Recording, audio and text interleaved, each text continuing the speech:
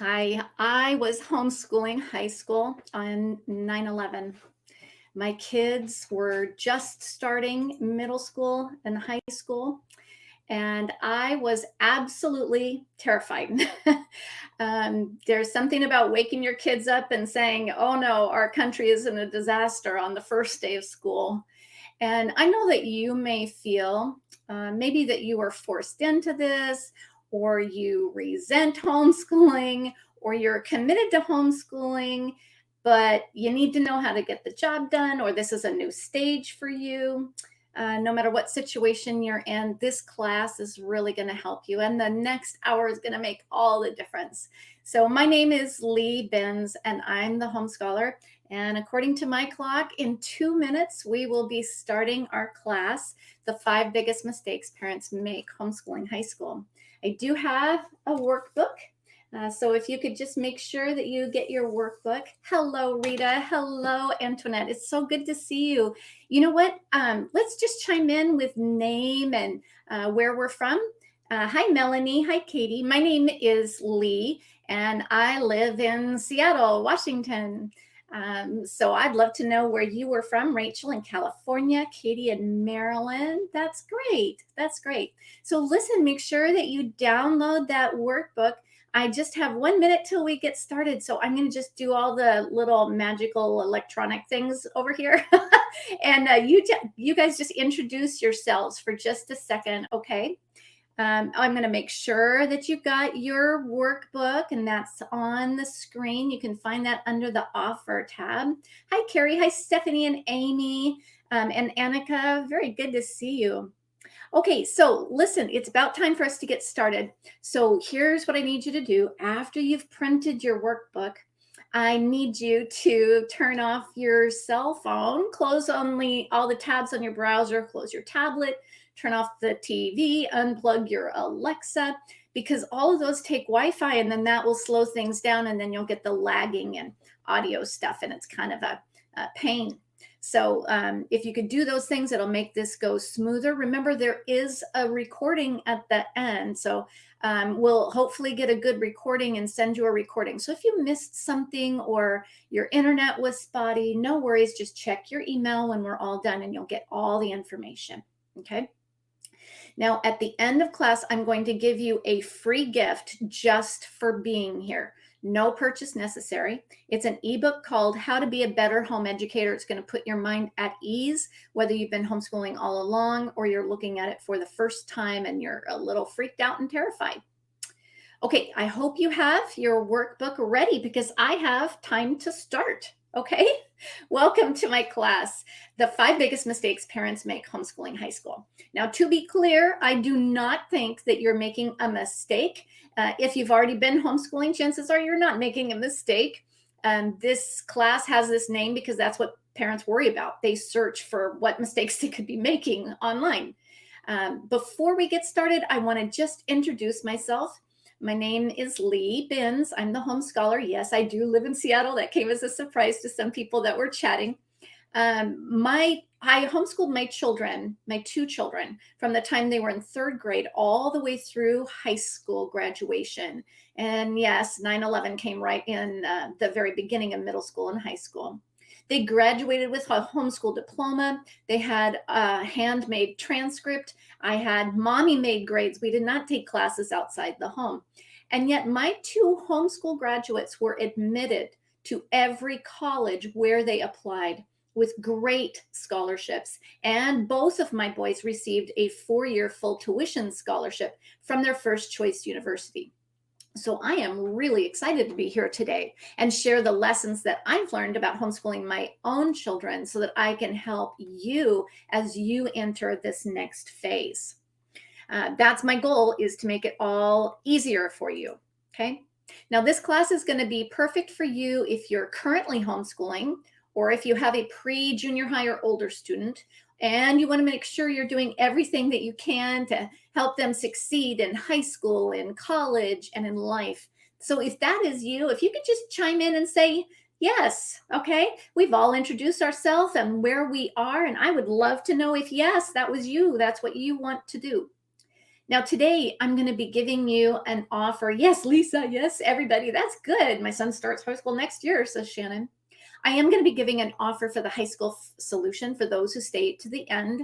It only takes about 10 minutes for me to introduce you to the high school solution, but then I'm going to stay and answer your questions. So you'll have plenty of opportunities to get all of your questions answered, no matter how anxious you are. There are no stupid questions here. Okay, this is a no judgment zone. So I want you to listen, yes, but just remember the Q&A comes after that. Now, when I do mention the high school solution, I am going to be giving a huge bonus today with great savings, and you'll get special pricing. I even have a bonus of 3 what I call sanity saving classes. So if you feel, maybe like I do, insane from time to time, hopefully that bonus will be beneficial for you as well. Now, in this class, we're going to talk about how do you identify the biggest mistakes parents make and how to avoid them. So we're going to be talking through planning courses and high school tests. We're going to talk about what delight-directed learning is and why it's essential. We'll talk about what records to keep, and then I'll have the Q&A. And if there is some question that I haven't answered yet, you'll be able to get your questions answered at the very end. I will often try to stay even up to 1 hour just for questions at the end. So I can almost guarantee you're going to be leaving happy. Now, hopefully this is what you've come to learn today. So if you could just chime in, yes, this is what I'm here for, because I teach classes on transcripts and on scholarships, and this is not that. This is how do you start homeschooling middle school and high school? How do you avoid the problems of homeschooling middle school and high school? Okay, so it looks like Amy Louise and Melanie and Jessica and Sarah Bird are all saying, yep, this is it. So I feel like we're on the same page. Okay, now I have shared that the first day of our middle school and high school was on 9/11, but I remember the day that it became okay for me to even start homeschooling. It was actually April 20th in the spring. My kids had been in public school up until my youngest one was in 3rd grade. And homeschooling was something that we had been considering for various reasons, but it became critically important for us to homeschool in that particular year. My oldest child's classroom at school was completely out of control. There was no one in charge. The teacher was actually in a car accident, was out for 3 months. So my first year of homeschooling was because the teacher abandoned the classroom for 3 months, and we had a substitute who played music for 3 months in the gifted class. It was total chaos. So we finally decided no more. And funny story, my mother-in-law and father-in-law, they were so precious. They said, we forbid you from homeschooling. They said, is that even legal? Or aren't you afraid they'll fall behind? Or what about socialization? Or what about college? They were feeling a little anxious, but this was the day, April 20th, when their attitude completely changed. That's right. Annika's already chimed in. It's because that was the day of Columbine. And I'm going to cry. Sorry, I'm a crier. So that day, my mother-in-law called me and she said, you have to homeschool. So we went from you're not allowed to you have to homeschool. And that was the day of the first mass shooting. Anyway, I was determined to be successful. I knew they would be well socialized. I figured that I was okay because they were in elementary school and not to worry too much about academics because it was just elementary school. But then it happened, right? Middle school and high school. And everybody hits the wall. For me, that wall is a class called physics. It's different for every parent. Sometimes it's math, sometimes it's art, but for me, it was physics. It seemed completely understandable, not attainable. I had all this negative self-talk about it. Who do you think you're kidding? And so here I was, I had been so confident through elementary, and then I was completely brought down by physics. And, it's only the glue that holds the universe together, right? No big deal. I remember crying And my husband was really so helpful. He earned many great husband points that day because he said, "Hey, it's not so tough. I can help."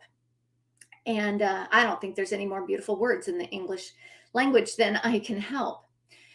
Every homeschool parent needs a helping hand from someone, a loving spouse, supportive parents, a wise mentor, hopefully all three.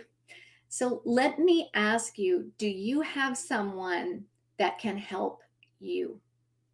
A friend, a husband, a mentor, grandparents? Just go ahead and chime in on chat. People are saying that the sound cuts off. That may happen if there's a lot of Wi-Fi usage in your area. Just keep hanging with me and follow along on the workbook. You'll see the answers on the screen in just a moment. I just wanted to flash forward a few years, and my husband and I were staring at each other in shock and awe because we had just won those 2 full tuition scholarships to our first choice university. Both of my boys won it the same year from the same school, even though they were both homeschoolers. Isn't that crazy? So along the way, I've learned an awful lot. God can place special people in your life at critical junctures along the way. And now that I've made it through homeschooling high school, I really want to pay it forward and help you and be your mentor and encourager for all of these things. So let's talk about discouragement before we get started. Have you ever been discouraged? I know I have. When we started homeschooling on 9/11, I had planned that to be my first day of school. We were already a couple weeks later than normal because I had just moved for my husband's new job with an air line maker, so there's that. And we had been painting our new house, right? So we were starting 2 weeks late. And then it was 9/11, and I had to put school on hold for 2 weeks before we could even get started. So I started being pretty discouraged. So it's possible that you may be facing your own things that are going on around you, and fears can find you. They can sneak up on you. The burden and responsibility can sometimes feel overwhelming, especially when it's your first time homeschooling. Homeschooling high school means you're willingly assuming the responsibility for the outcome of your children. And so it is scary. I mean, who do we get to blame? The school? All the responsibility falls on us, which is why homeschool parents are some of the bravest people on earth, because they will lay down their life for another, right? So they are a hero. But you can be a homeschool hero too, and you can sow those seeds of greatness. And there's one thing I know for sure, that if I can do it, you can do it too, because I am a normal human being as you are a normal human being. During the process, I became obsessed with learning how to homeschool high school. I took all the classes that I could online. I read all the books about homeschooling high school. I talked to my older friends who maybe had been homeschooling for a long time. Not everybody has those resources, though. And that's the extreme challenge of trying to research everything. It can be even more overwhelming. I do remember lying in bed at night crying because I didn't know what I was doing wrong. And I will say, sometimes I noticed that might happen, once a month, around every 28 days. I would cry at night.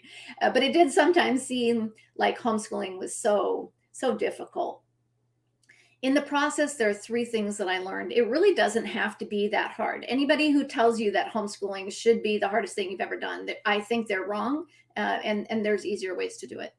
Number 2 is that parents who fail often fall into common traps, and so knowing those traps is the first step to avoiding them. Now, if you are a teacher in a public school, maybe you've seen parents who have failed homeschooling, but that's why they put them into school. They recognized their limits, and as public educators, they will often only see the parents who have not succeeded at homeschooling. But I'm telling you, you can succeed at homeschooling. It's just that the public school teachers don't see them because they stay at home. So let's talk through those common mistakes so that you can learn to avoid them and become the homeschool hero that I know that you can be. So I want you to grab your workbook, all right? And let's get started filling things out. I'm going to open mine up here too. Mistake number 1 is not preparing for college. Now that may throw you off a little bit. So let me explain, college, who are you kidding, right? Here's the thing. Has your child ever changed their mind? I want you to say that yes or no.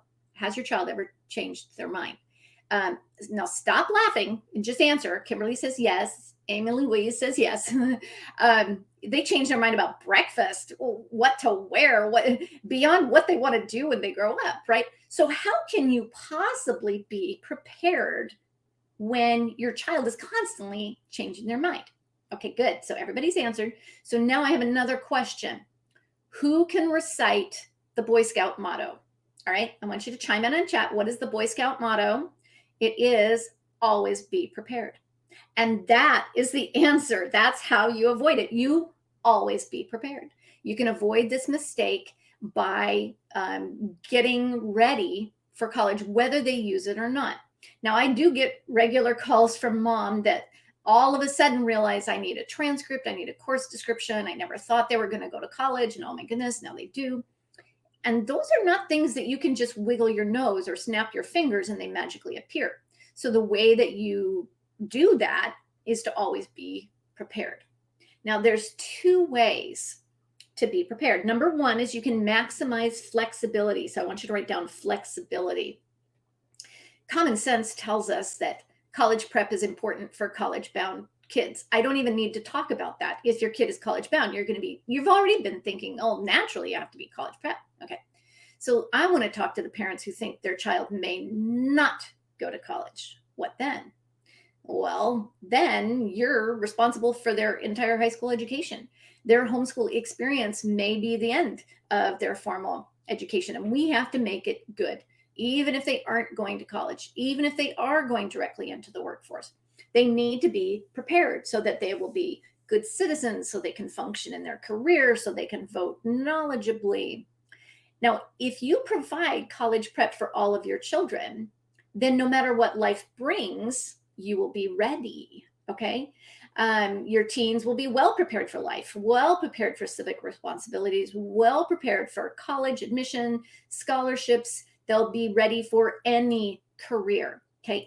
And then, you know what? Even 10 years from now, if they change their mind again, as they do again, and decide ultimately they do want to go to college 10 years later, they can still make that decision because you have maximized flexibility and been ready for everything. The second way to be prepared is to always be prepared academically, okay? Be prepared academically. Now, how do you do that?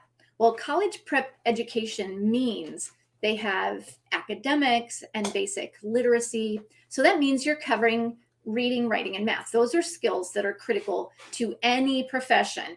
It covers history, so our society isn't doomed to repeat it. It covers science for critical thinking so that you can understand statistics. It includes civics so that you can vote effectively and responsibly.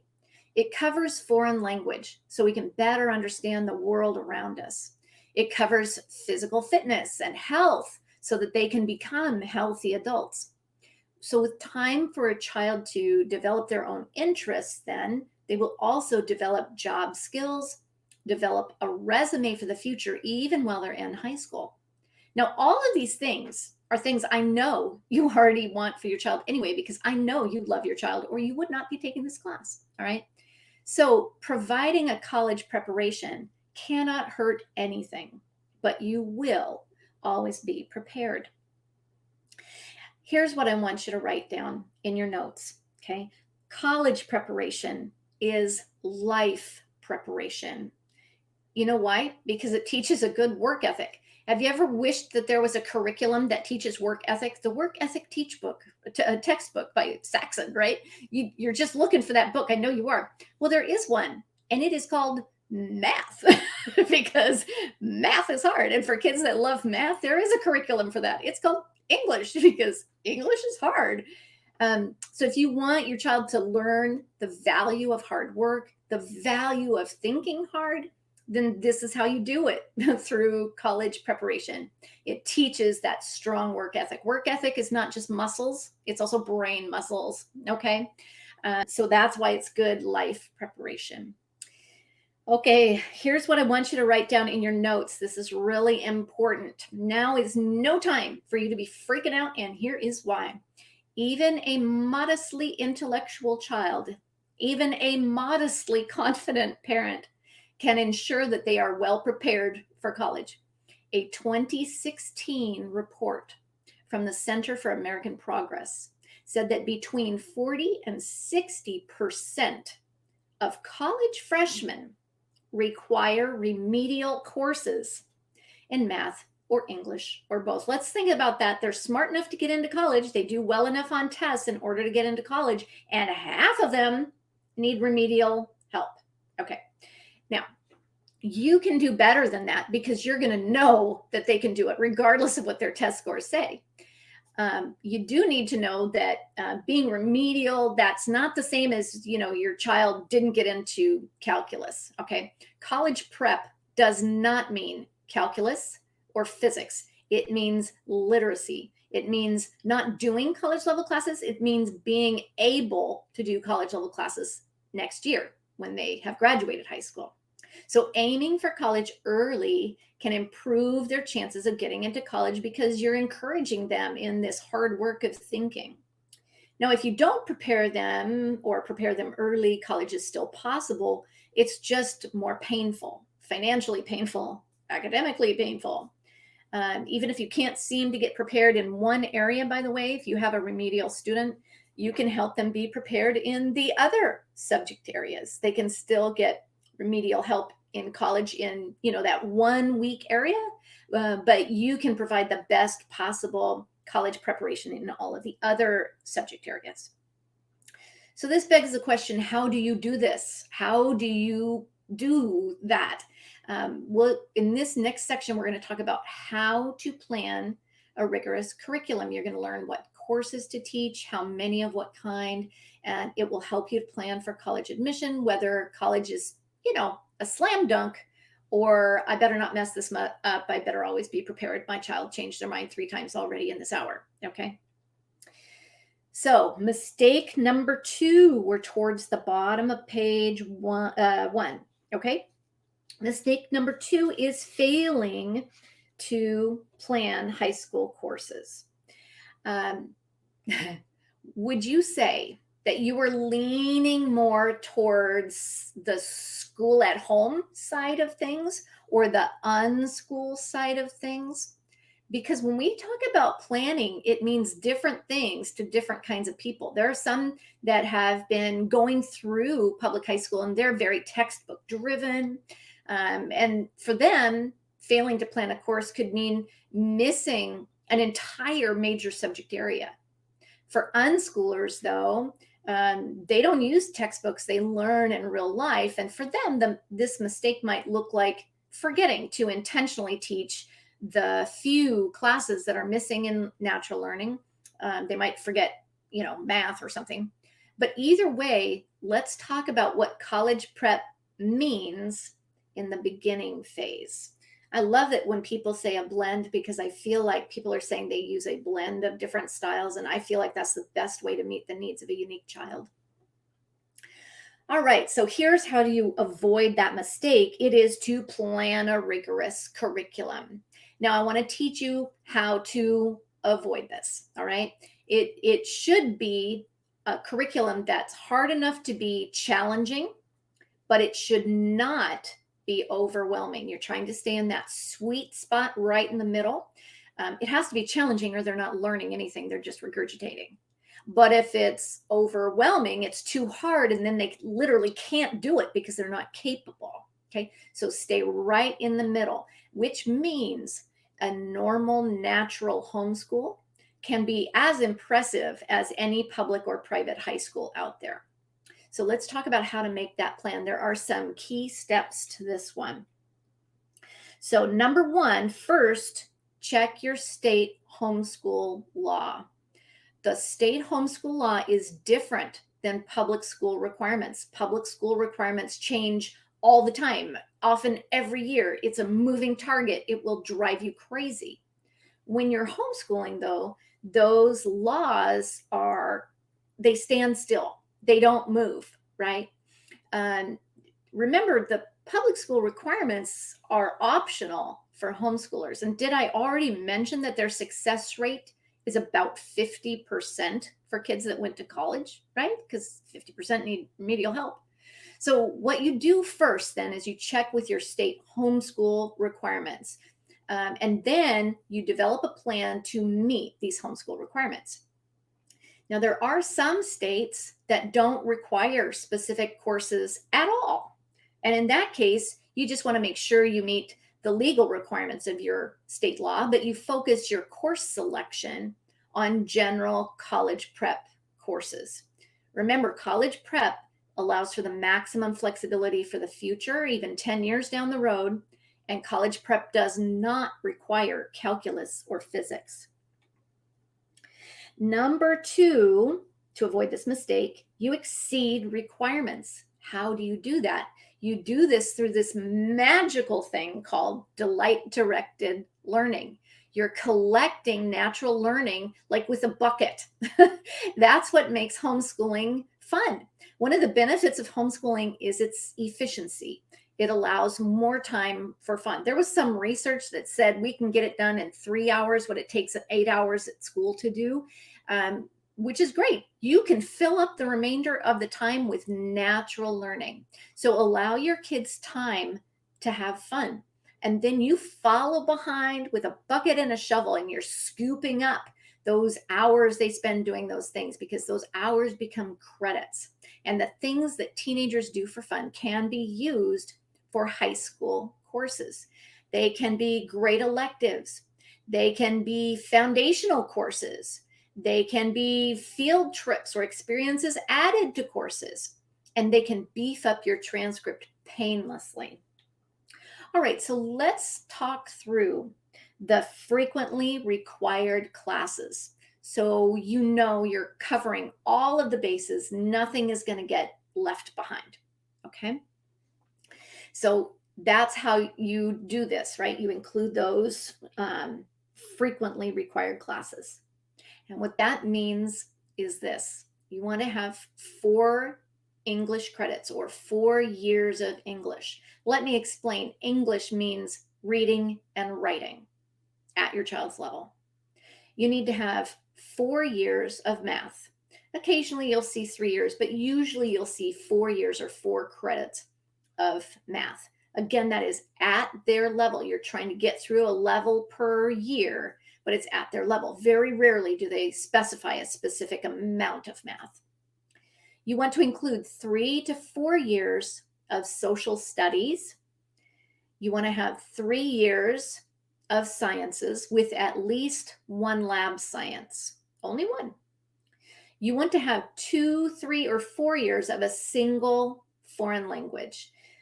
That's a little harder to nail down because some colleges are like, whatever, just 2, and others are, we want to see 4. So, it's a little harder to plan ahead on that one.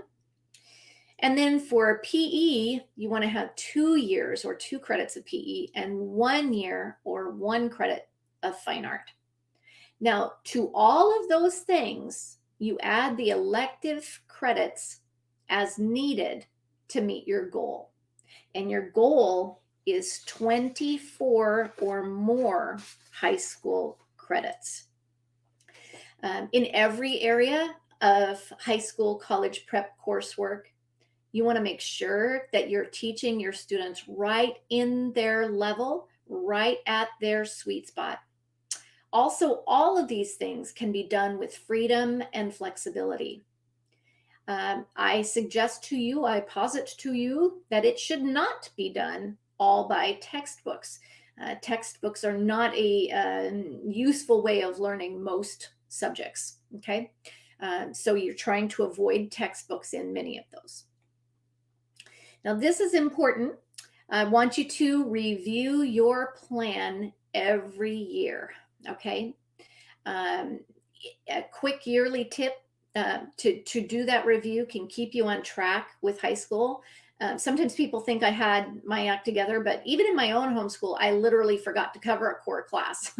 Didn't pick it up, didn't realize it until the very last year of homeschooling when I was doing my annual overview to see if I had it all. Now, colleges are going to know you've done a great job planning high school courses when your student takes the college admission tests. So, in order to succeed with those tests, you need to know a little bit about them, what they are, how do you take them, why are you doing such a horrible thing to your children. And so that's going to be our focus of the next section. But I do want you to be aware of one thing before moving on. It's a little thing about literacy. Write this down in your notes, okay? The basics of academics or core literacy will cover a multitude of weak areas. So for a moment, I want you to just chime in on chat and tell me, what is your child's weakest subject? Is it math? Is it English? Is it science? What is your child's weakest subject? Some people are screaming math. Dyslexia, yeah, I totally get that. So if your child has a solid foundation in the basics, even if they are remedial, but you've made sure they got a solid foundation, then you have been successful. That will allow your child to catch up quickly if and when they decide to pursue higher education. Weakest subject, PE. I know. Okay. So let's talk about mistake number 3, which is ignoring tests. You don't want to send your child to walk in to take this important test completely unprepared, but you don't want to skip them altogether either. And it just makes life harder when you do that. Now, I know that the test names seem confusing. It's just a gobbledygook group of acronyms: SAT, ACT, PSAT, AP. I mean, it's like crazy.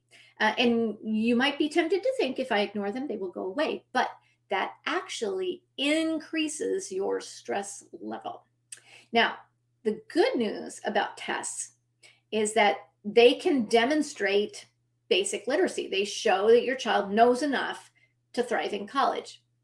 These tests provide outside documentation that you have produced educated students. These high school tests can cause stress, though, and sometimes it does feel a bit overwhelming, but the standard high school tests don't need to frighten you. All you need is a little information to arm yourself, a little preparation for your student, and then you can sail through. So this section is going to give you the tools and resources you need to just begin getting familiar with these tests so they don't cause fear in your heart. So I want you to write this down. You only need to remember 2 websites. One is collegeboard.org. The other one is act.org. All right. So that's how you're going to avoid it, by knowing these websites. And if something should happen in the world, tests are canceled, that is how you will find the information that you need. So you don't need to write down all of these details, but I did want to tell you that the College Board is the maker of the PSAT, SAT, AP, CLEP, and the SAT subject tests. Meanwhile, the ACT is the provider of the ACT and the pre-ACT test. So let's talk through each one of those one at a time so that you understand them a little bit better. Remember, if you do have questions, write it in your notebook and then you can ask me at the end. The first standardized test that you will often encounter is the PSAT. It used to be called the practice SAT or the pre-SAT, but now it's just an acronym, a group of acronyms, right? It is put out by the College Board. It is practice for the SAT test, but it's also got that last name, NMSQT. It is the National Merit Scholarship Qualifying Test. All right. It is taken in October of 11th grade if you're wanting to or qualify for the National Merit Scholarship. But I do like for people to take it just for fun in 10th grade. just for fun. It gives you as the parent practice registering for the test as a homeschooler, gives the child practice taking an actual test. The next test is the SAT or ACT. Now, I recommend that you take this test twice in the spring of 11th grade. Colleges will accept either test, and you can choose the best test for your child. There is an alternative. It's called the CLT. The CLT, you can find information on their website, cltexam.com. There's a huge difference with the CLT. It is completely online. It is not given in a giant high school cafeteria. It's given in a test location with a proctor. And so because it is an online administered test, that might be something for you to be looking into if you're not able to access the SAT or ACT. So how do you choose the best test? Well, I recommend that you give them a sample SAT at home, a sample ACT at home. You give them the sample test in your kitchen while baking cookies, and you give them the test timed, okay? The child is taking the test, you're baking cookies. Once the test is done, you give your child the cookies and they get the afternoon free. And then you spend the afternoon scoring the test. And the next day they try the opposite test. That way you'll have an apples to apples comparison between the SAT test and the ACT test. They did it at home. The scores don't matter. And you get to look at them in order to choose the best test. So how do you do that? You choose the best test that's going to make your child look smarter. Okay, so write that down. Choose the test that makes your child look smarter. Don't just give the test your neighbor takes. Don't just take the sample test provided by your public high school next door. Sample both of them. Because 1/3 of kids do better on the SAT, 1/3 of kids do better on the ACT, and for 1/3, it doesn't matter at all. So the best way to check is to give your child a sample of each at home timed and then compare scores to see which one makes your child look smarter. I want to give you just a moment to write down the website for the CLT exam. Excuse me, CLT.com. Again, the CLT is online, but it's also heavily based on classical education. It's influenced by liberal art universities. So if your child is in 10th or 11th grade, that may be the test that you could use. Please remember that not all colleges accept the CLT. I think it's 200 currently accept the CLT, and there's over 5,000 colleges. But it might be something for the future to be looking at, particularly if you must access a test online. Okay, there are other tests that are used to measure specific subject areas, and those are called the subject tests. There are 3 kinds of subject tests, so I want you to write this down. There's the SAT subject test. It's high school level, and it's easier, and it's multiple choice. There's the AP exam. It is much, much harder.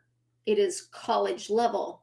It's frequently an essay test, very hard, but they can earn college credit. The third kind is the CLEP exam. Very common for homeschoolers to use this. These exams are very hard, like an AP test, but they're computer-based. They measure college learning, but college policies vary on whether or not you can actually earn college credit for these. All 3 of these tests are made by the College Board, so you can get information on collegeboard.org. Now, colleges do want academics, and they want proof of educated, literate students. Your child should ask colleges, which tests do they accept and prefer? It varies widely. But overall, colleges do want academics and this proof of literacy. They also want something else. And in this next section, we're going to be talking about what are the other things that you need to provide. The fourth mistake is failing to develop passion, okay? Developing your students' unique interests. If you've ever heard people talk about the love of learning, that's what this is. It's the love of learning. In the push toward academic excellence, sometimes parents forget that this is an important part of their child's development. The fourth mistake then is not encouraging the unique gifts of your children, and you don't want to make that mistake. So how do you avoid that? I want you to write it down. Encourage delight-directed learning. Okay, now this is important, okay? In one or two words in chat, I want you to tell me, what does your child love to do? What is their passionate interest that they love to do? Because that can often be things that they do for credit. Yeah, music, a lot of music, horses, drumming, baseball, art, excellent. Photography, sports statistics and running, psychology and fashion. Interesting.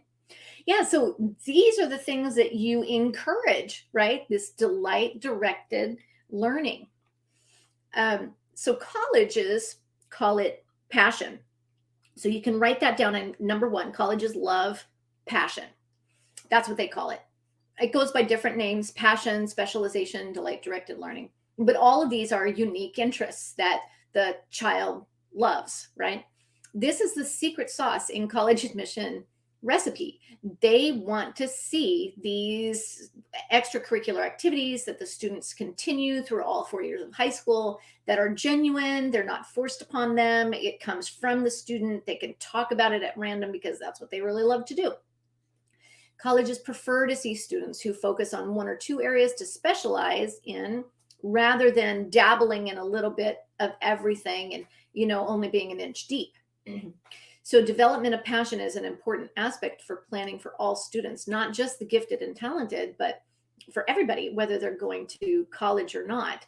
When you're encouraging this specialization, you're actually building their resume as well. So even if they don't go to college, they're building a resume. Now, we've talked about how colleges love passion, but again, that delight-directed learning is helpful even if they don't go to college. It can help them figure out their career or calling, because they can get trial and error practice while they're in high school on these different careers. So if they love a topic in history or science, encouraging them can help them choose their college major wisely. Other times their interests may be something like music, and you're encouraging that, and they find out that they love to play it, but they hate to teach it, and that can help them to guide where they want to go with that. They may love social services. They may want to develop their own business because of their love for whatever it is they do. They want to teach other kids about World War II. Or like my child, we encouraged his love of chess, and he taught other kids how to play chess, which was surprisingly lucrative. I was shocked. So wherever their passion lies, you encourage them in the time and ability to pursue that. Many times their interests can and should be put on the transcript, but not always. So if you have questions about that, we can talk about that in the question and answer time. Sometimes you simply highlight it on the activity list. Like so many other things about college prep, this is important. So whether they go to college or not, it's important. And it can help them to be great citizens, help them to find a career fit, help them to build that marvelous resume. Now, it is possible to do everything right and still fall short if you make this one last mistake, because it's possible to have great classes, a well-educated student, fantastic test scores, delight-directed learning, and then you miss the key ingredient. So you can successfully avoid all of those so far and still drop the ball. So this is what we're going to discuss next. Now, as a big old hint, right? This is my area of specialization. This is the dreaded homeschool records, right? Don't worry, I will make sure it's not scary. People tell me all the time I have a way of conveying this in a way that's not scary, right? The truth is, most of my clients first approach me with questions about record keeping. It does seem to be what every parent of a homeschooler is stressed out about. So in this next section, we're going to be talking more about homeschool records. But as I'm going through this, I want you to know for a fact you can do this, and I can help you succeed. I know you can do this. I have not yet met a homeschool mom who could not get this done. All right, mistake number 5 is forgetting homeschool records. We're on the top of page 4 of your workbook. Forgetting homeschool records. I see this all the time. The first 4 mistakes we've talked about, they're frequently made, but they're frankly easily corrected. But in this section, we're talking about that biggie of record keeping. Now, I know that this is intimidating, right? But whether you consider yourself an organized person or not, it can be a little scary. I know I was scared too. But in this section, I'm going to share the what, why, how of homeschool records management. Here's the problem. You need to create and update your records every year. That's how you make sure to avoid this problem. How do you avoid it? Make homeschool records. When? Every year, no excuses. Let's write that down. When do you do it? Every year, no excuses. I'm actually a nurse, a registered nurse, and I know one thing for sure. If your mom gets cancer, your spouse dies, you get a concussion, your house burns down, you get Lyme disease, somebody's in a car accident, there's a natural disaster, a disease strikes nationwide, you won't have the ability or wherewithal to get the job done, right? Because life happens and you get massively stressed out. So instead, you want to keep your homeschool records up to date every year. And then when you can't control these bad things that happen to us, you're ready. You see, when I get stressed out with bad stuff, I tell my husband, my brain is full. I've been telling him that a lot recently. My brain is full. I can't brain right now. And well, that's exactly why you make your homeschool records every year. So that even if you do miss working on your homeschool records for 9 months, you're still going to be okay because it's up to date. All right. So that is important. Here's what I need you to do.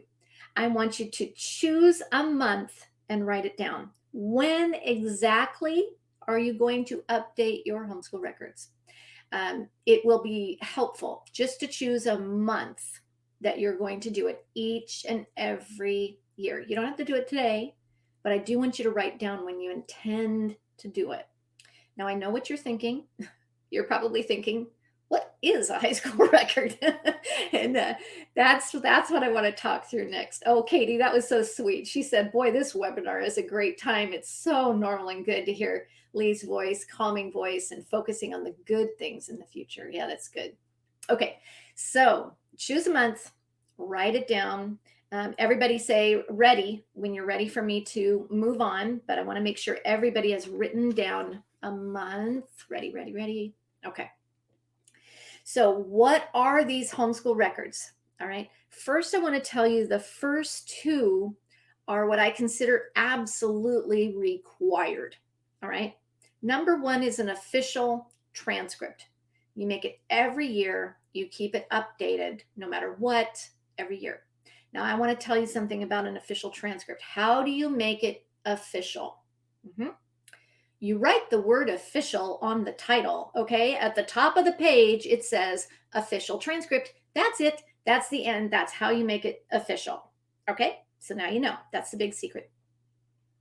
Number 2, I believe that it is equally important to provide a high school diploma.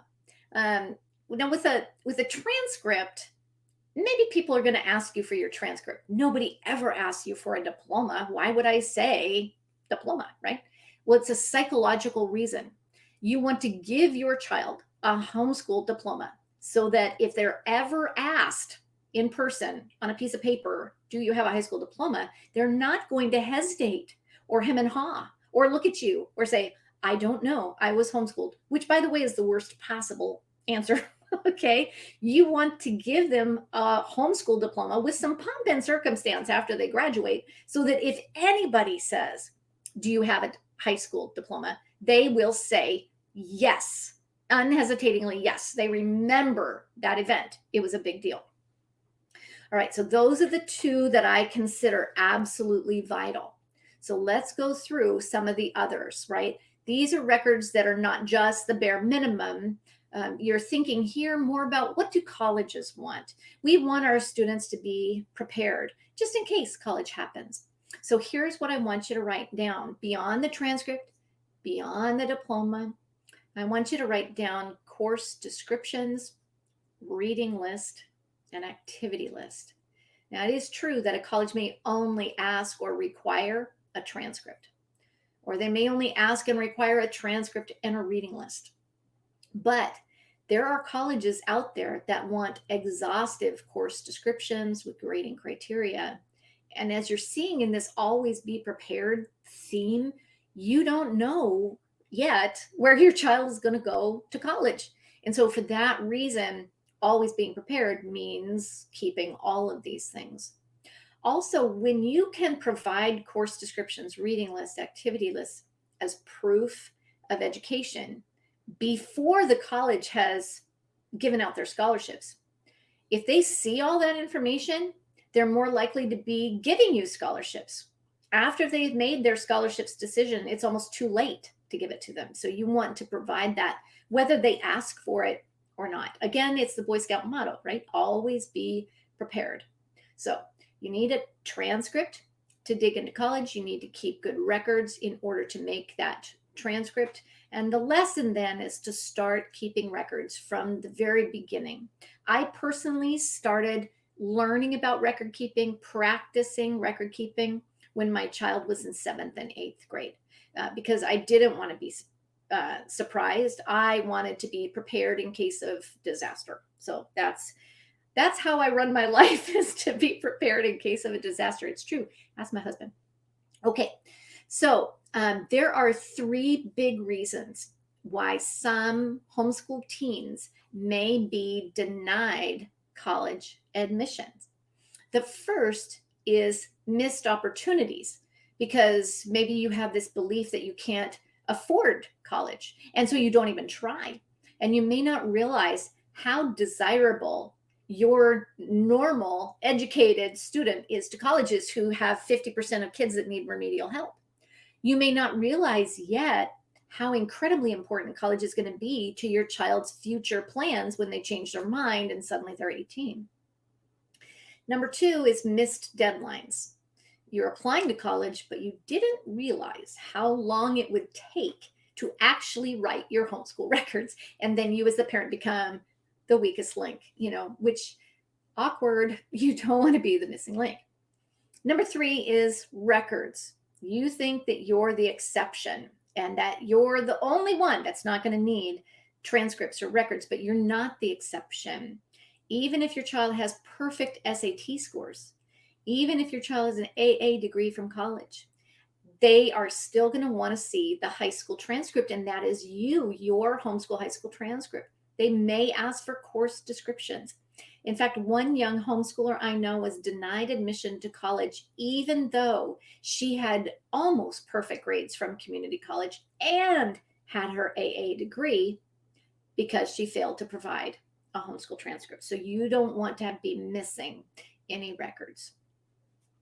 Which brings this all the way back to the beginning. The solution is always to be prepared. That doesn't mean to stress out and overdo it. It just means to keep it simple and be simply prepared. Okay. But wait, we are not done yet. I promised you in the workbook that I would give you a bonus blunder to avoid. Okay. Write this down. Mistake number 6 is not celebrating successful completion of homeschooling, right? You want to celebrate success. Write that down. This is a big deal. Don't forget that celebrating your students' success is important. when you finish high school, this is not like going from 8th grade on, right? This is a big deal. And so you want to have some sort of a closing ceremony for this long series of Olympic events that we call homeschooling, right? You got to have those closing ceremonies. So how do you avoid that? Well, this is the fun part. You have a graduation party. You show the world how proud you are. You present their diploma with some sort of pomp and circumstance. You can have senior portraits. This is what we used for our yearbook. We used the book by Dr. Seuss, The Places You'll Go. All the guests at our homeschool party signed this yearbook on different pages, and it was a great memento. You can get a cap and gown. You can make elaborate memory boards and slideshows and have a party. Whatever you do, providing some sort of pomp and circumstance, whatever that means in your family, will help you to finish strong. So here's your goal, though. I want you to finish your homeschool transcript before the graduation party. No excuses, so that you have a record of their accomplishments, whether they go to college or not. Then in 10 years, if they say, I've decided now it's time, I'm going to college, which, by the way, does happen from time to time. A 28-year-old will say, my parents didn't give me a transcript. What do I do? So I hope you wrote that down. Make a transcript every year and save it forever. All right, so we are just about to the question and answer time, but what I'd like to know is if this has been helpful, and if you could just share your biggest takeaway from this class. Just say, what was your favorite takeaway, or maybe the most surprising, helpful thing that you heard? And those will be the things that other people can write down as we're moving on, okay? And in the meantime, let me share with you just a little bit more about how you get from that hitting the wall moment, which for me was my physics moment, and how do you start to homeschool with confidence, even if you're feeling terrified. I know that you can homeschool high school, and I'm happy to help. You don't have to go it alone. Sometimes I realize that what I needed for myself is what I've become for others. I needed a trusted friend and mentor, somebody who had gone before, someone to point out the tricks and traps, somebody to identify what was important and what was just noise, somebody that could give useful information regardless of homeschool style.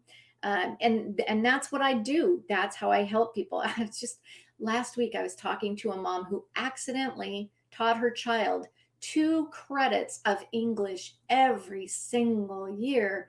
And that's why she was freaking out and pulling out her hairs, because they were doing way, way, way too much instead of that one area. So let's think for a moment, why did you attend this workshop?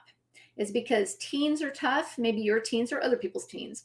Is it because high school is scary, or you want what's best for your child, or you aren't sure how to get there and you want what's best for the child, or all of the above? Now, for me, it was all of the above. But here's what I know about you. I know that you love your children. Frankly, if you didn't, you wouldn't be at this class. And I know that now is the time for you to move confidently into middle school or high school with the knowledge and wisdom and support that you need to ensure that your child is ready for anything the future holds, no matter what. I am not a superhuman person, but I do know a lot of proven solutions for the toughest challenges that you face when you're a homeschooler. And I know that if I can homeschool high school, you can, because I am a normal person and you are a normal person, and we can get this done. You have got this. I'm confident that you're here right now because this is your time to shine. You have the bandwidth to learn. There's things you're not able to do right now, but you can sit there in front of your computer and learn, right? And I know that you can become the homeschool hero that I know that you can be. Now, there is one thing I want you to write down, though, on the bottom of page 4, my commitment to take action. Here's what I want you to write down. Every year, I will learn more about high school. That's the key to my own success. That's how my kids got scholarships. That's how my kids are happy and thankful they homeschooled even now. Now they're 30, right? I want you to write that down. Every year, I will learn more about high school. Of course, that brings us to the obvious question: how do you learn more about homeschooling high school? How do you find the knowledge and strength and encouragement to succeed when you're feeling so scared? So let's talk about your options. You can do what I started out with, which was coffee and chocolate. Definitely my go-to solution. But it is possible. I've done careful research on this. If you use coffee and chocolate exclusively, you might just end up overweight and jittery. I'm telling you, my careful research. Number two, you could try friends, but they have to have more experience and they have to have similar children, and that can be really hard to find. You can do lots of research. That is literally what I did. But I did that in Starbucks, right? So that led to excessive peppermint mochas, the whole overweight jittery thing all over again. The next option is to give up. And I do see this. I see panicky parents. They're freaked out. They bail, right? They quit homeschooling. They send their kids to public school, private school, online charter school, the French Foreign Legion. What these parents don't see is what I see. I see parents that are fleeing public school. I see parents that are seeking the consistency, the educational quality of homeschooling, and they're pulling out of public school so that they can homeschool. Meanwhile, some homeschool parents are feeling, I'm so stressed out. It'll be so much easier if I put them into public school. It's not the answer. Sometimes I just wish these two parents that I talk to would just talk to each other so that they could see the other side. There is a better way, and that is the high school solution. It can help you at your point of greatest need. It is perfect for you if you're a new homeschool parent with kids nearing middle school, high school. If you're a veteran homeschool parent who just wants to do a better job this time around. It's perfect if you're secluded or isolated or at home. Maybe you're military, missionary, overseas, or you really need support, or you don't know any other homeschoolers. It's perfect if you're a parent raising a struggling learner and you're praying for a way to survive high school and give your kids a shot at college. It's perfect if you're homeschooling the next Einstein and you're doubting your ability to keep up with them, even though you're hanging on for dear life. The high school solution is perfect for just where you are. It's the fastest, easiest way to set up a successful homeschool high school and give you the confidence that you need to tackle every challenge on every stage of your high school journey. So what is the high school solution? It's a vast online resource, classes, books, and ebooks. It includes 50 hours of training classes with downloadables. Many of them have audio download as well, with video, handouts, articles, ebooks. There are 4 core modules, 31 hours of classes that are going to help you homeschool at every stage, every age along the way. It has a full-length class on middle school, for example, a full-length class on junior year, for example. It has 4 resource classes, which includes hours of classes, a live Q&A webinar, downloadable tools, monthly calendar to keep you on task. And it has bonus packs, 10 hours of teaching teaching you how to motivate your child, how to handle technology.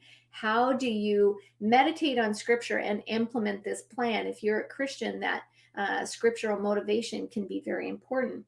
Plus, there are 4 surprise bonuses. Now, the core modules are the most important part of the high school solution. This is what it looks like, the core modules. It has a 3-hour class called Preparing to Homeschool High School. And then below that, you'll see the ages, the stages, and when you're choosing curriculum. The age by age instruction gives you a full-length class explaining how to homeschool each year of teenage years, from middle school all the way through senior year. It will explain the different stages. You're in planning courses, you're arranging tests, you're doing college admission. And then that curriculum section, that will help you understand how do you teach subjects you don't know? How do you choose curriculum and teach things like math, science, English when those aren't your favorite subjects? Now, beyond the core modules are the resource packs. Pack number 1 is monthly support. That's where you get that ability to take a Q&A class and ask questions. Pack number 2 are supplemental courses presented by Dr. J. Weil. Many of those are Christian classes in nature, helping you to understand how and why homeschooling works, understanding the intersection between college and faith. Those are things that you'll learn in there. Pack number 3 is the tools and templates section with a planning guide, record keeping samples, assignment sheets to help you stay on task. Pack number 4 is the college prep calendar. It will tell you each month of each year of school what you should be doing so that you don't get lost and you can become the guidance counselor as well. Now, the next section are the bonuses. And this is where I've added some really helpful information. Bonus number 1 is the motivation pack, because frankly, coping with the lack of motivation is the most frustrating challenge of homeschooling high school. Bonus number 2 is the Taming Technology pack to help you develop critical technology boundaries with your teenagers so that you can deal with the digital monster in your own home. Bonus number 3 is the Finding the Faith pack. That's where that's located. This is a 3-hour class filled with scriptures. And bonus number 4 is the book discount pack so that you can get 70% or more off my large print books that you can have ordered to your home. Now, when you purchase, this is where your surprise bonuses are going to be located. And if you purchase right now, let me show you what you're going to find in that section. Because if you purchase today, that section will include these 3 bonus classes. I call this my sanity saving class, right? The first one is creating homeschool balance. And that's supposed to help you find harmony between being a type A tiger mom and a type Z slacker dad, right? You're trying to get that sweet spot. The second one is scheduling is the key to sanity. And this is going to help you plan your way back to mental health. I told you that one mom shared that she just found out last week she was accidentally homeschooling 2 English classes a year. And this scheduling class is going to help you figure out if that is the mistake you're making, help you plan your way back to mental health. The third class is Beyond Academics. And it will help you prepare your child for college and for life so they become thriving, successful adults and not boomerang couch potatoes. And finally, there are a 4-book bonus to help you learn the essentials of homeschooling with excellence. Parents love the high school solution, so you can grab the wisdom that you need. Like Jen in Pennsylvania, she said she went from frazzled to confident. And the high school solution is going to help you. It's the solution to get you confident and prepared. Because it's a digital product, that means nothing is mailed to you. You don't have to pick it up at the mail. It's all online. It also means there's a no-risk guarantee. We have a 30-day unconditional guarantee. If you don't like it, you can return it for a full refund within 30 days of your purchase. And so you can order it confidently. Now, you can homeschool high school. You are totally confident. You can do it without the help of professional educators, without government classes, without accreditation programs. I'll bet you did not even know that some public high schools are not accredited. Let me say that again. Some public high schools are not accredited. You can homeschool without accreditation programs. This will give you the knowledge and encouragement that you need. It gives you lifetime access. It will put your mind at ease that you don't have to break the bank in order to homeschool. Homeschooling is actually not very expensive. especially not compared to all the things you have to buy for public school, and definitely not compared to private school. It also makes life more fun. My Anne is one of my customers, and she one time told me in one of these classes, you make folding laundry so much more fun now. Because what she does is she takes these 50 hours of classes, she takes them on her laptop while she's folding her laundry. And that's how she gets her continuing education. Now, because I sell my individual classes for $15 each, if you added up everything that's included in the high school solution, the value is actually over $1,100. But your investment today is only $97 for 50 hours of training. You don't have to piece it together. You can do it the easy way. Again, that $97 is a one-time payment. You get lifetime access. You can use it with all of your children. So be ready to use the special coupon code that I provide for this class. The workshop special for this class is HSS97. So in your workbook under the notes, I want you to write that down, HSS97, and then write down the website, highschoolsolution.com, and that will take you directly to make your purchase. Remember, if you purchase during this workshop and you use the promo code, the price is $97 and you get those bonuses. So you can save $100 today. You know what? If you can't find the link on your screen, you can always just go to your smartphone and navigate to highschoolsolution.com and then make that purchase using the coupon code. Let me show you our order form. Step one is very simple. Name, first name, last name, email address, submit. That takes you on to step two. Step two is where you put in your credit card system, etc. And that will help you to get that part done. There's the credit card.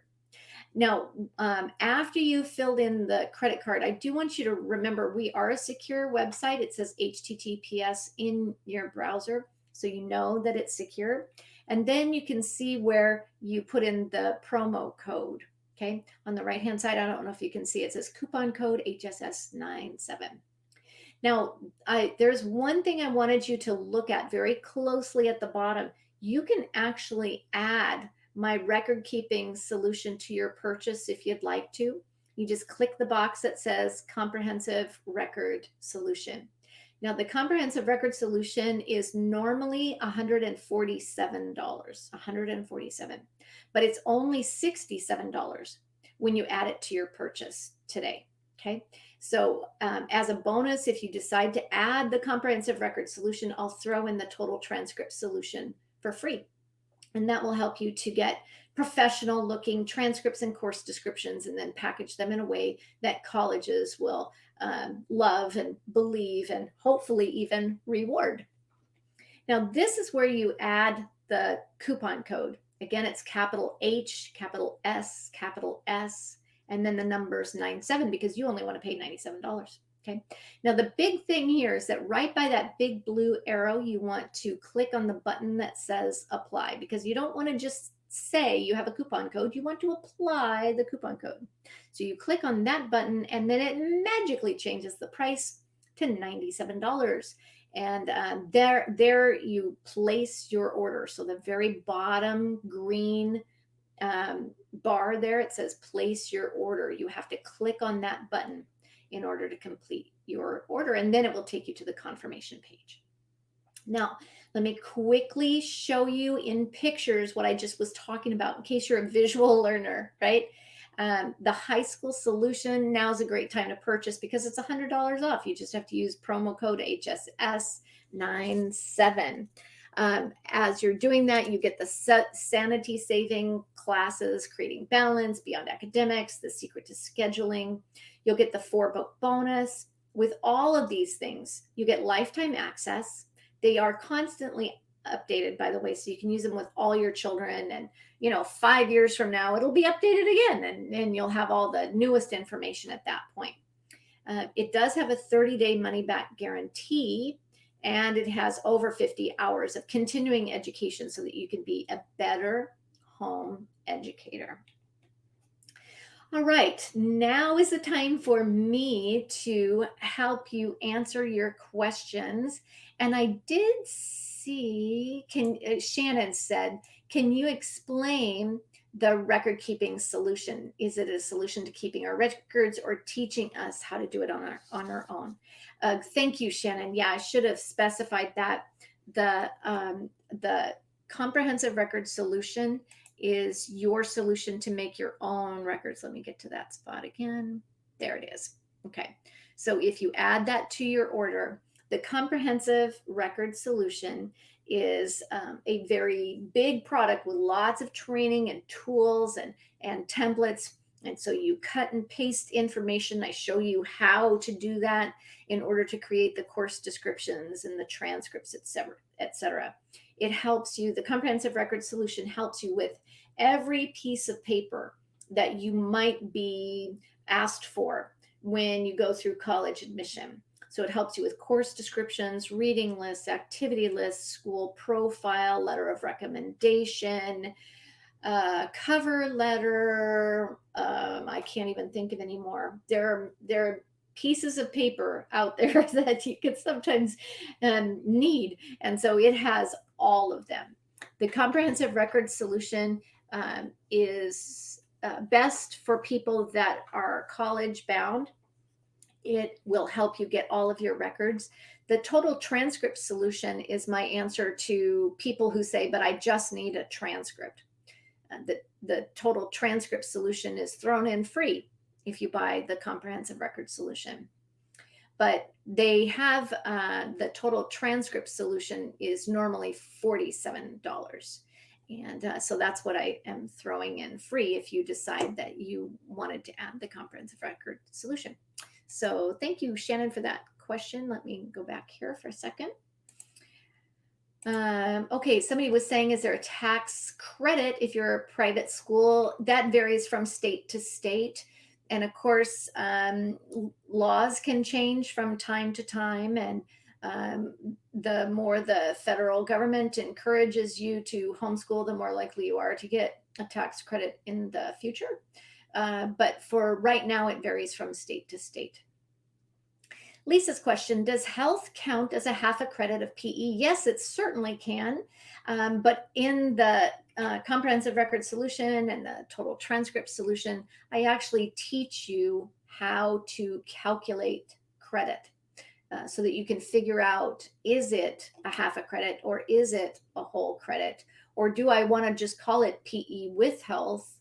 Or do I want to call it a separate health class?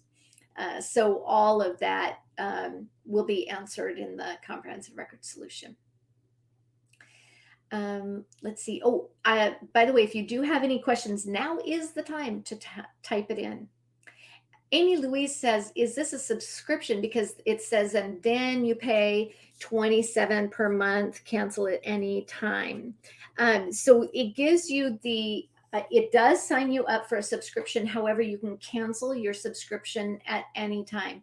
What I find is that while homeschoolers are very good about wanting to have this extra occupational education is what I call it, where we're learning how to do our job better. Sometimes they need a reminder and sometimes they need smaller pieces.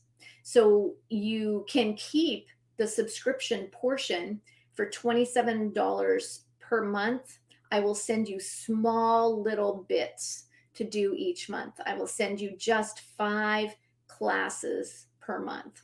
And it can be more motivating to people. Sometimes people feel like if you're not a fan of drinking from a fire hose, then sometimes having that little, I only have 5 things to do, right?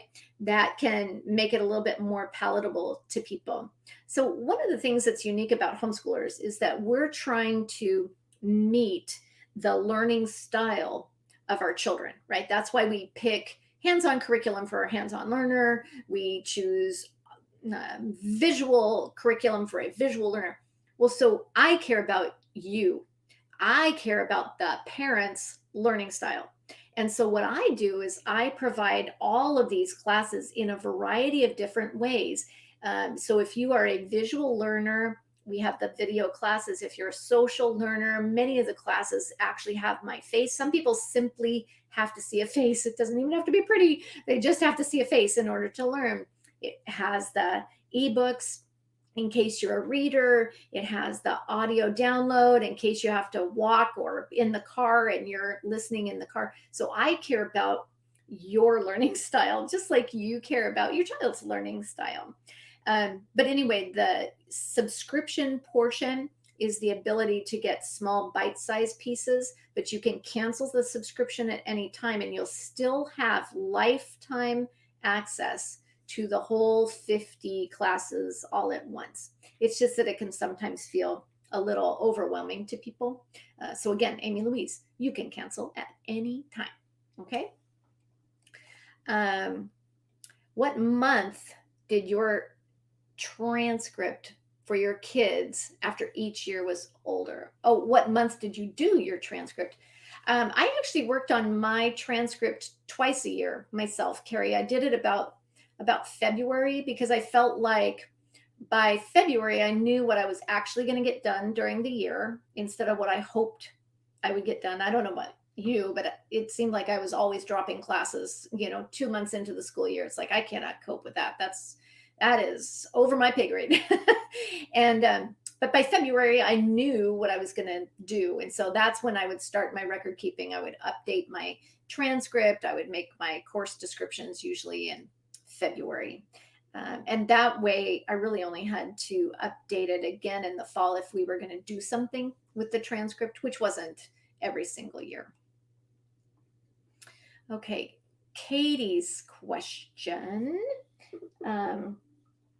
Let's see, Katie's question. I have a son who has been earning certifications in neurodevelopment that are recognized. Wow.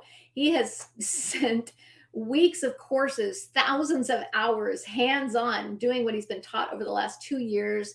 It's far more of a commitment than sports or than scouting. It's incredible, and he's passionate about it, but I have no idea how to count that in his record. So, Katie, way to go. Props to you. Delight-directed learning. Nailed it. You go, girl. I do know that it's stressful. I would actually recommend that you get the comprehensive record solution because that will really help you put your delight-directed learning onto your transcript. And so I would encourage you to do that. But you can choose the classes that they've been taking online and see if those make sense for your class titles. And then you estimate the number of hours spent, which is pretty easy to do when they've taken an online class.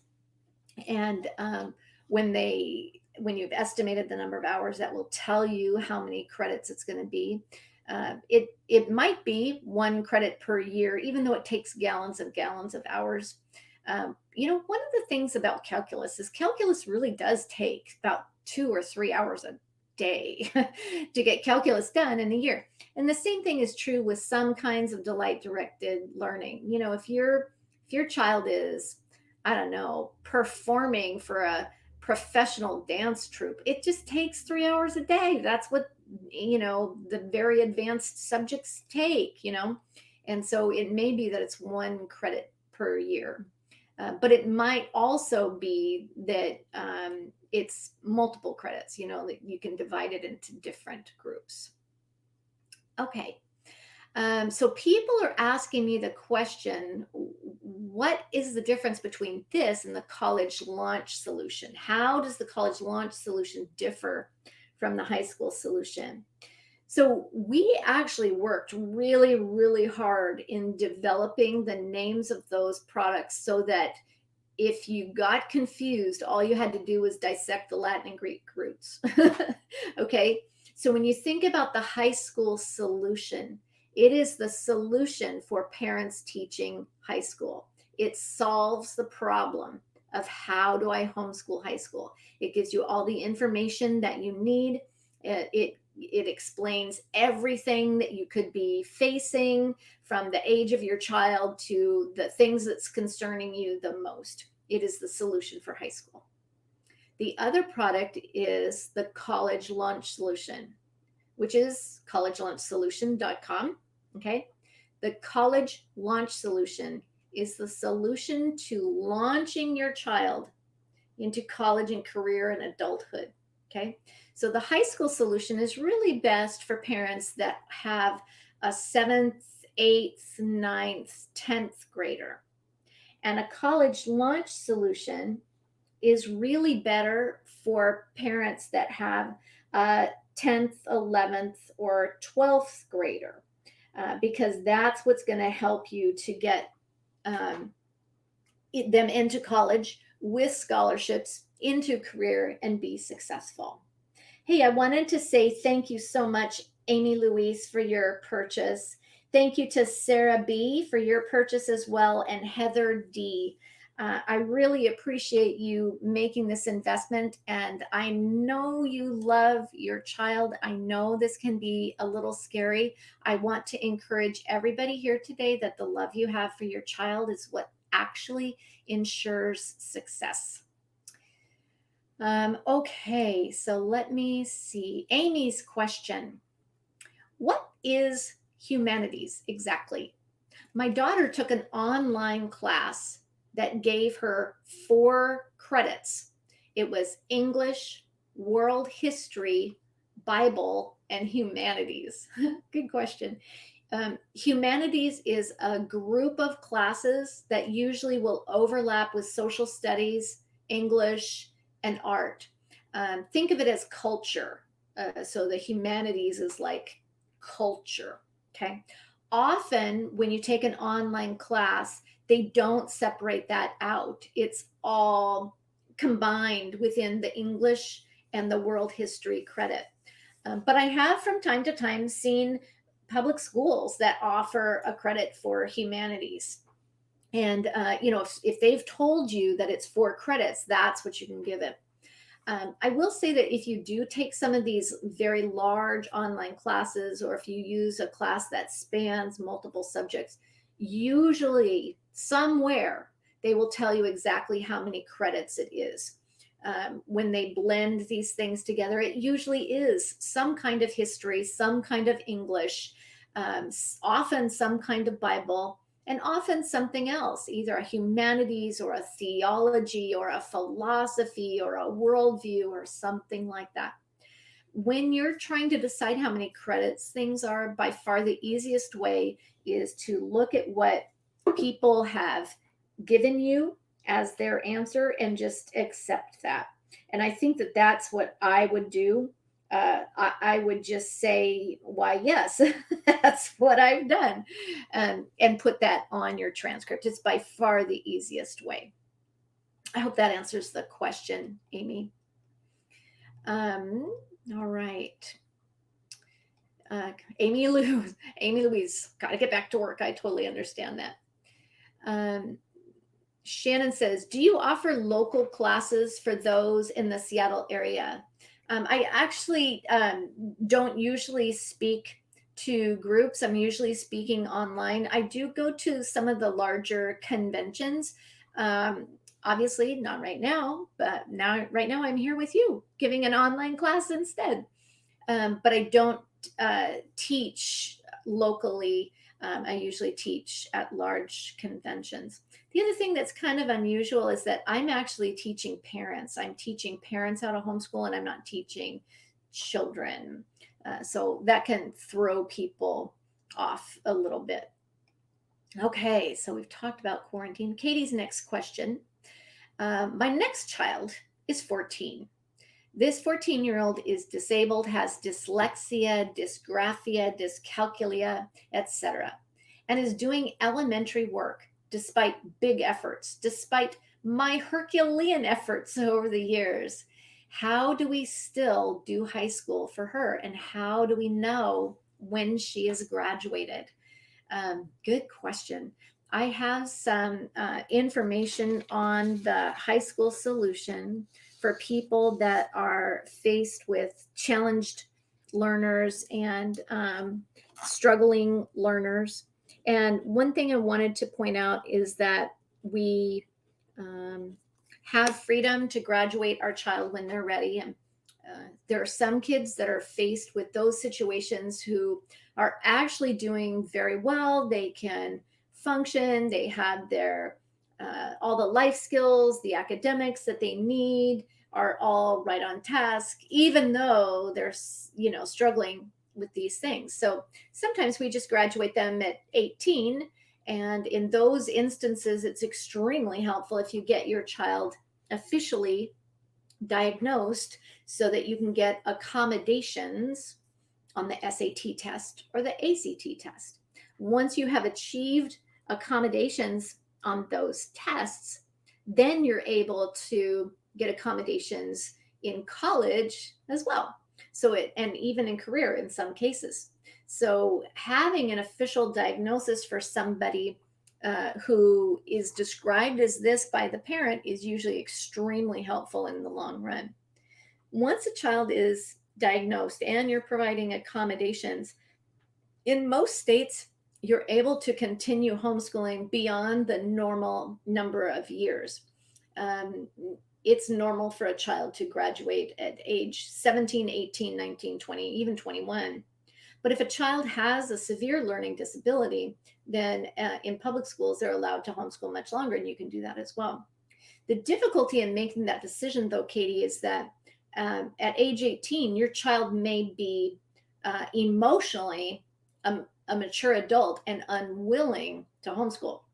And that's when you need to be careful. Sometimes it's advisable to try to get your child to finish as much as possible by the time they turn 18 in order so you don't get into a place where you feel like you need to homeschool, but you cannot make your child cooperate. It's like, I don't know if you have older children, but it's like a switch goes on and all of a sudden you can't tell them what to do, And so it's kind of a difficult situation to be in, and there's a lot of moving parts. But I think doing some research on accommodation is going to be the most helpful for you at this part. I wanted to say thank you to Rachel N. for your purchase today. I hope this really blesses your homeschool and helps you to be really successful in the long run. Yes, Lynn says, can you speak to how we can give credit for co-op classes, or how do you give high school credit for seasonal sports? Okay, good question. So let's talk about that, Lynn. When you're signed up for a homeschool co-op, all of that is as if you were just homeschooling at home. These are taught by, regular moms, dads, homeschool graduates. They are not giving you a transcript. The transcript is completely up to you. So at a homeschool co-op, this is as if you had taught it in your own kitchen. So you look at the class title that you signed up for when you registered for the co-op, and that will give you some clues about what your class title might be. You can choose to continue with their class title, or you can choose to make it your own class title. Occasionally, I'll run into a homeschool co-op that's trying to make their class title so appealing that it doesn't sound very educational. So generally speaking, a high school co-op, if they tell you it's a full class and they give you 4 days of homework, then even though they go to school at the co-op 1 day a week, it's still going to be a full 1 credit class. And often they will tell you that it's a 1 credit class. For seasonal sports, my children did summer swim league, and I found out, so a credit, by the way, is about 150 hours, right? Even summer swim league is 300 hours. So if you're doing seasonal sports, estimate how many hours you're spending. Chances are it's going to be a whole credit of PE. Shannon's question is, I'm wondering if Christian Heritage Conference is canceled, and I believe that I saw that it was. You can check their website, but I believe it has been canceled, yes. Okay, boy, I still have a lot of questions. I'm doing my best. I'm trying to keep up with everybody. All right, Sarah Bird's question. My son is interested in doing Running Start for his junior year. How do I prepare him for that? Okay, good question. So for those of you who live outside of the state of Washington, dual enrollment is what we're talking about. And that is where people are doing, they're enrolled in community college and high school at the same time. And it's dual, D-U-A-L, dual enrollment, because you get credit for both. You take one class at the community college, it counts for high school, it counts for college. All right. In our state here in Washington, we call it Running Start. Other states have different names for it, but it's all dual enrollment. When you're thinking about dual enrollment, the preparation for that is literacy, basic literacy. You want to make sure your child has all of the classes that we talked about today. Remember, those are in your workbook. You wrote them all down. You already know what you're doing. It's mistake number 2. Okay, so you prepare for that. The thing that you need to know, though, is that dual enrollment is taken at a college. It is not taken at a high school. And so that is an adult environment. Now that sounds great, but let me put it in a different way, okay? Dual enrollment is rated R. It's an adult environment. It's rated R. Some parents let their kids watch rated R movies. Others don't. Running Start dual enrollment is not appropriate for everyone. Let me put it another way. I have had a community college come up to me and say, will you please warn homeschoolers that their 16-year-old child is sitting next to a registered offender? Because you know what? That's where they go to get remedial help. That's where they go to get reintroduced into society. They get their degrees from dual enrollment, from community college. And they're not allowed to refuse them. Children aren't supposed to be at community college. It's supposed to be a child-free area. So whereas a registered offender is not allowed to go where children are, they can't work at a daycare or anything, they get to go to community college. So we need to be very careful. And I could tell you some stories that would just curl your hair about the experience that we had doing dual enrollment at Highline Community College. So I just want to be careful about that. Okay. All right. Amy, oh shoot, I left and I missed your answer. You'll see that in the recording. Okay. Oh my, all of a sudden we got 20 new questions come in. All right, let me just say really quickly, if I could just ask you, if you don't mind, I'd like to know why you are hesitating, because if you're hesitating to make a purchase today for a reason, then I could answer your questions and then you'd be better prepared to homeschool high school, okay? So I just want you to be thinking about why you're hesitating, and I'll be happy to answer that question. In the meantime, thank you, Tiffany K, for your purchase today. I hope that it will really be good for you today. All right. Now let's see. Heather said, thank goodness my son is in class with me at college. Yes, that can be a big deal. Using the buddy system, if you use dual enrollment, so that you and another, your child and another homeschooler are attending together, can be helpful. But when you attend, even with the buddy system, there can be, an unusual vocabulary that they may not be used to, etc. Okay. All right. Can you speak about dual enrollment? Yeah, I did that. I also have an article. Perhaps Anita or Matt could put in the article about dual enrollment for people. Okay.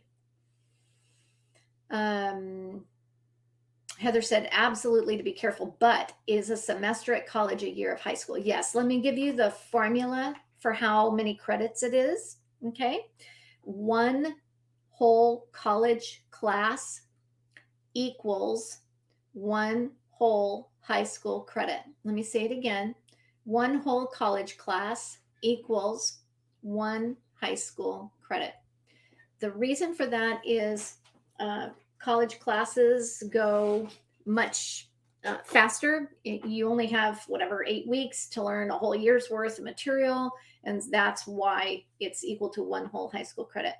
Let me put it another way for those of you who are already involved in dual enrollment and you know how many credits they are. Okay, if you're taking a college class that's 3, 4, 5, or 6 credits, that's one high school credit. If your child is taking a college class that's 1 or 2 college credits, then that is a half of a high school credit. Okay. All right. Oh, I did say thank you to Tiffany. Let's see. Is dual enrollment for both junior year and senior year, or can it be just senior year? I personally chose just to do it for senior year, and I found it to be provide a little bit more flexibility. Listen, a couple of people have reached out privately to say they're hesitating because they're worried about losing their job. And so here's what I want to do. I want to make sure that we extend the sale to midnight tonight. Midnight tonight. You can still use the promo code, the coupon code HSS97 through midnight tonight. That will give you the opportunity to go over it with your significant other. Discuss your possibilities, because I know all budgets are difficult. I remember when I started homeschooling, remember years and years and years and years ago, and I remember thinking, oh my goodness, that curriculum is so expensive. I wanted to use Sunlight curriculum, and it was, I don't know, $500, $700 or whatever. And it was just take your breath away expensive when you're coming out of public school, which is paid for by your tax dollars at work, which is, certainly more expensive when it's your tax dollars. But in any case, I was looking at the price of Sunlight, and I was thinking, yeah, it seems expensive, but that's not even 1 month of private high school, So private education is, I don't know, 10 times more expensive than buying curriculum and homeschooling. And in my mind, as a person who had never homeschooled before, with a 3rd and a 5th grader freaking out, all I kept thinking about was it too came with a money back guarantee. All I could think about was I can try it for a month and I'm not out anything, because next month I'd be paying $7,000-$10,000 a month for each child in public school or private school. So I knew I wasn't missing out on anything. And so it does feel expensive, but it's not nearly as expensive as private school. And in many public schools, there's certain things that you are required to pay for. And, I dare say homeschooling is probably as expensive as public school when you add up all of the things that are required. I can say that because I had my children in public school.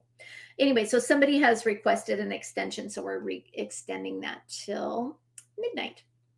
Okay, Cynthia's question, I'm wondering if I can continue to homeschool if I'm looking for an NCAA scholarship. Does homeschooling disqualify a child?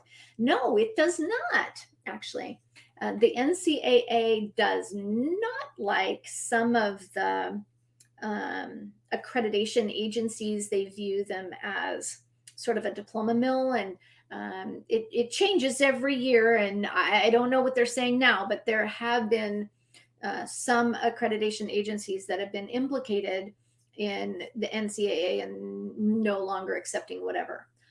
On the other hand, the NCAA does appreciate homeschooling independently. They know that it is a valid way of educating and that often these kids come well prepared.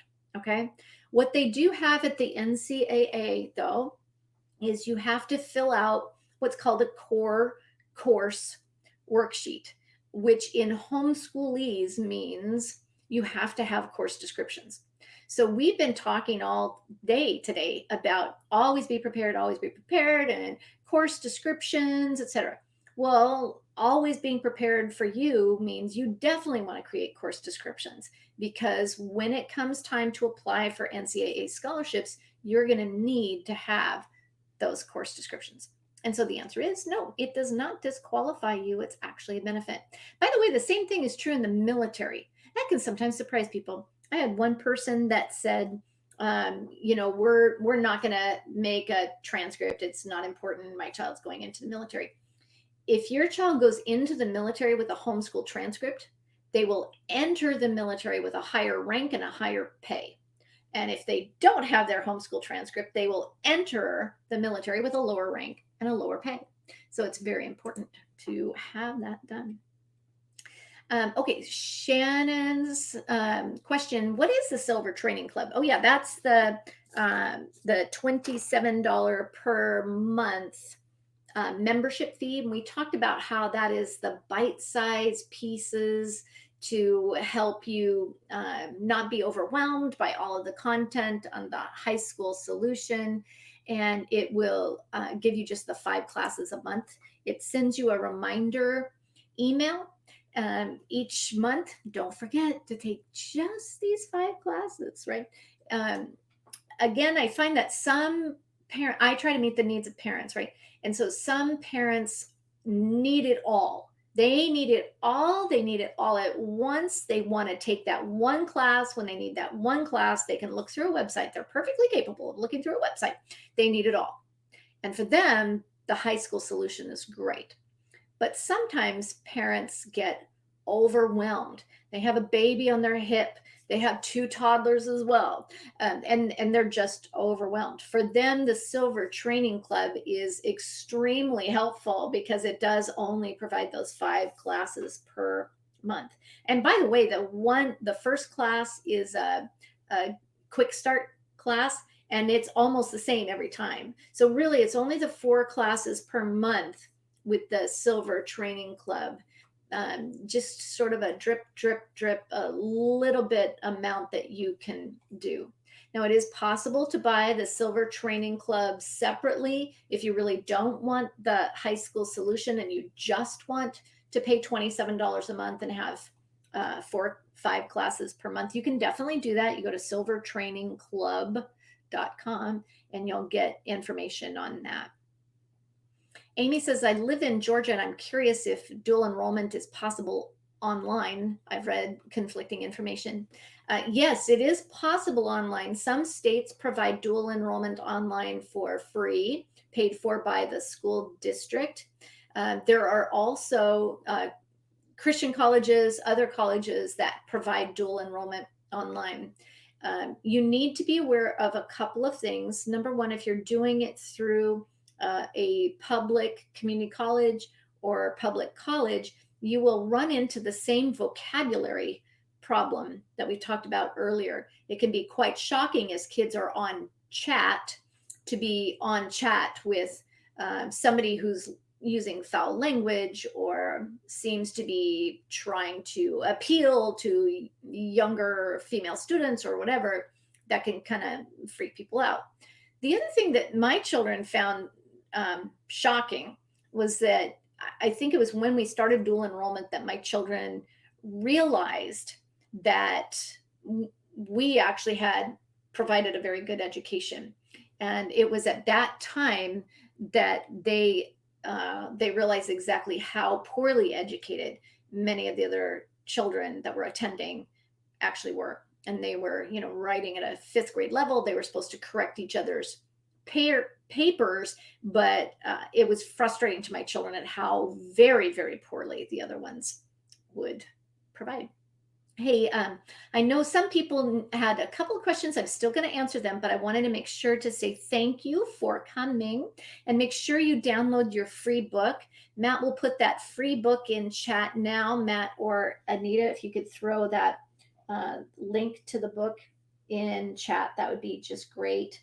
Because I want you to read the book, How to Be a Better Home Educator. And I do want to say thank you to Shannon E. for your purchase today. I appreciate it very much. Let's see. Carmen says, I can't make this purchase at this time. I was just hoping for information. And you know what? That's what I'm here for. And I hope that you found some good information today. And that's what I'm glad to help you with. Shannon says, do you have information on College Plus in this course? I know it has a new name and I can't remember their new name. Oh, Woody Robertson started that, and he's actually a good friend of ours. We see him at conferences all the time. And for whatever reason, Matt, I can't remember. Maybe you could chime in on chat on their new name. But the one thing I do have is information on how to take and pass CLEP exams. We talked about CLEP exams. No, I think Lumerit was previous, and now there's another name. They've been through a couple of different names. It was College Plus, and then it was Lumerit. Now it's something else. But in any case, you can study and take those tests on your own using CLEP test, CLEP. And I do have some information in the testing section. Unbound, that's it. Thank you, Shannon. Shannon is ding, ding, ding, the winner of the day. Okay. Let's see. A person named P says, we are a homeschool family that takes a literary approach. How do I convert our books into an English credit? You know what? I'm a literature-based homeschooler as well. You are speaking my love language. And so when you're using a curriculum that uses a literature-based approach, usually that curriculum will tell you what is the credit value. So for example, if you use Sunlight, it'll say it's a English and a history and a Bible. If you use Classical Conversations, it's going to take you, English and history and Bible and theology. It's whatever their year is. If you are just using real books, which I totally value that approach, if you're using real books, then it is just English. It's an English credit every year. Okay. English includes reading and writing. Your English credit should include both reading and writing, but that doesn't mean you have to do book reports or use a specific curriculum. Okay, Katie's question, does high school science have to be biology, chemistry, physics, or can it be something else? Like functional medicine, pursuit of nutritional therapy courses, an official license to practice? Good question. Yeah, that's the thing about homeschoolers is they tend to think it's like there's 13 commandments and, 11, 12, and 13 are biology, chemistry, and physics. And that is not the case. There are a few colleges that like to have biology and chemistry. I think the statistic currently is only 25% of high school graduates have physics. It's very unusual to have physics, and in part because you need to have completed pre-calculus in order to be really good at physics. Okay, so physics is pretty unusual. I do generally encourage people to do biology and chemistry because I find that helps you to be the most prepared for anything, because you could be a teacher or a nurse or a doctor or an engineer if you only had biology and chemistry, and you'd be prepared for really anything that came forward. But beyond that, your high school sciences can be delight directed learning. And for somebody, Katie, like your child, you may find that you are doing biology and then chemistry, and then perhaps you're doing anatomy and physiology after that. But then maybe they love this medicine pursuit so much that they're doing actually more than one science credit per year. Maybe you have nutritional science as a whole credit that you do 1 year in addition to your biology and chemistry, right? So that's something. Lynn says that mystery health credit, does it have to be a textbook approach, or can it be life skills? And it can definitely be life skills. I didn't have the patience for that. So I delegated to a textbook because I couldn't cope. All right. Which is weird, I know, because I'm a nurse, but yes, it can definitely be a life skills approach.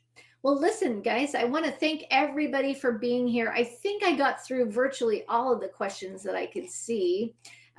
So we need to finish up here. Make sure you downloaded your book, okay? But I do want to say thank you so much for coming along today. Remember that we are extending the sale until midnight. You're welcome, Katie. You're welcome. And that if you wanted to talk to your spouse about that, then you can definitely do that and still make the purchase with the promo code. And Amy's quick question, what about a cooking class at co-op? You can definitely include that. I usually suggest calling it, oh, not home economics. Oh, the word went out of my head. Anita, are you thinking? What is that cooking class? Matt, anybody? I use this word all the time. It's not in my head. It's complete. Yeah, culinary art. Thank you, Matt. Matt gets the prize. Yeah, so I often will call that culinary art. Although one of the parents that I was working with last week, her daughter did really exclusively baking. It was breads and pies and, you know, that sort of thing. And so we did call it a culinary art baking class for her. So anyway, see how Cynthia, she's already chimed in. Thank you, culinary art. Yeah, so if you do CPR or lifeguard training, I would include that information on your transcripts, okay? Okay, so thank you so much, and we will make sure to see each other again in the future, and I want to thank everybody for coming. I hope you have a great day. Oh, Amy, where do I find the neat ways of calling these different classes? If you have purchased the total transcript solution in the past or now, like you bought the comprehensive record solution and I said that I threw in the total transcript solution for free. Well, I just was telling you how I update these solution products all the time. Well, we just updated the total transcript solution, and now it has a class on class titles, and it will teach you how to make class titles. Okay. All righty, guys. Well, I hope you have a wonderful day, and do take care of yourself out there. It's a crazy world, so be careful. All right. Have a great day. Bye-bye.